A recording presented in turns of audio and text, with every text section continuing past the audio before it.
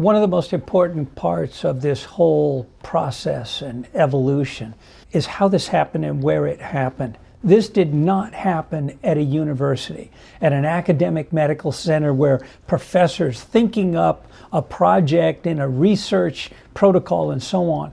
This all began from clinical experience using an FDA-approved drug and device, a hyperbaric chamber, to try to apply the best science, knowledge, information, and experience we had to patients with a condition that had not been treated with specifically hyperbaric oxygen.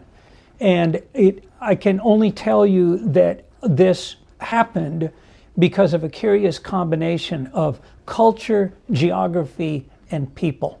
All of this really began here in this little clinic in Marrero, Louisiana, which is a small suburb of New Orleans on the west bank of the Mississippi, which has been traditionally somewhat disparaged, even called the worst bank. It's not uptown New Orleans.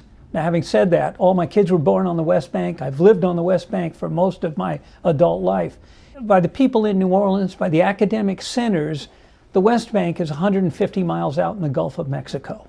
Myself and my colleagues, Dr. Van Meter, Dr. Paul Stock, and Dr. Sheldon Gottlieb were able to practice medicine here without restrictions to essentially do what the Hippocratic Oath had taught.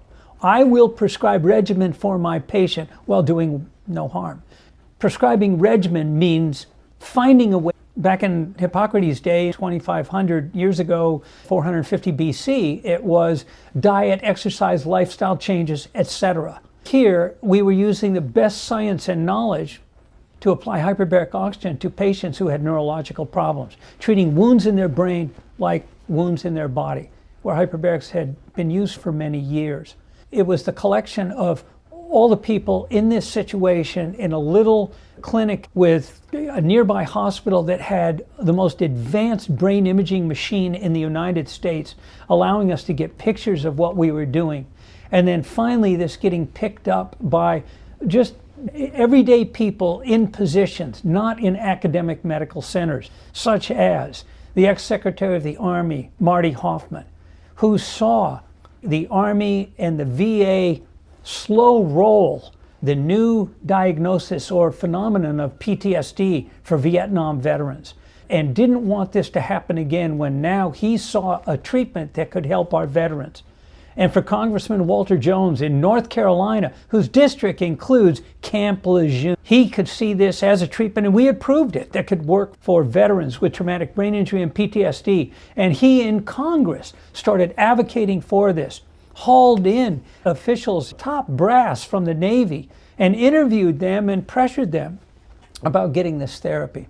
And so it's been a string of people. Dr. Bill Duncan, PhD in economics and political science, legislative aide in Washington, D.C., who saw the power of this and experienced it for his family members, and then went all over Washington with Marty Hoffman, generating interest, and finally made contact with the Secretary of the Navy at a Christmas party. And the Secretary said, "We've got a real problem with our veterans and our active service members with traumatic brain injury and PTSD, and nothing to treat them."